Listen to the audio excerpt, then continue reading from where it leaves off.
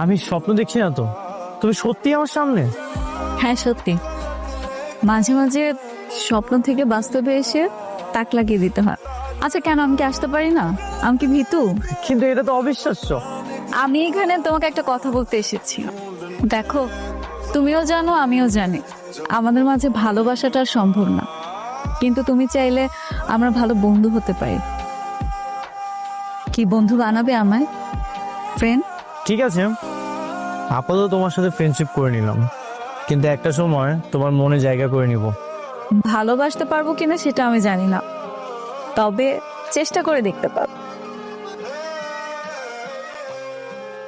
সঙ্গী, সঙ্গতা সবকিছু স্মৃতি হয়ে যায়, সব অন্ধকারে ঢেকে যায় জানো। এই জন্য আমি ভালোবাসাটাকে খুব ভয় পাই।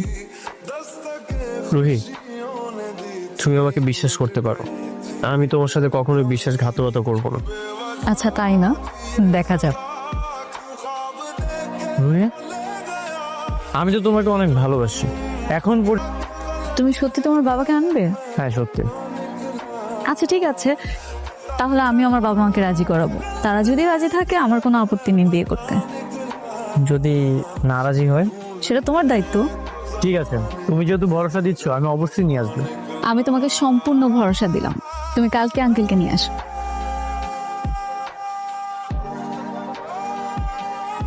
বাবাকে নিয়ে হঠাৎ করে আমার বাড়িতে হাজির হয়েছে, মতলব কি? আঙ্কেল, আমি আর রুহি একজন আরেকজনকে অনেক পছন্দ করি।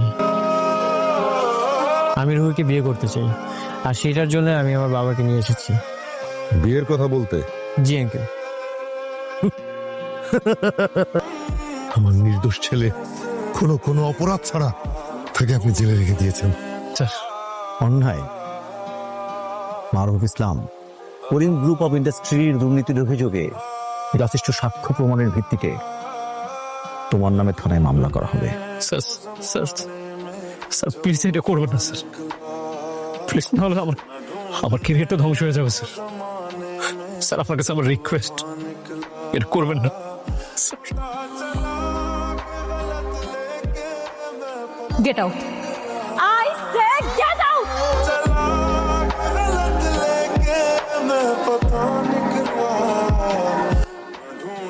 তুমি কি মানুষ?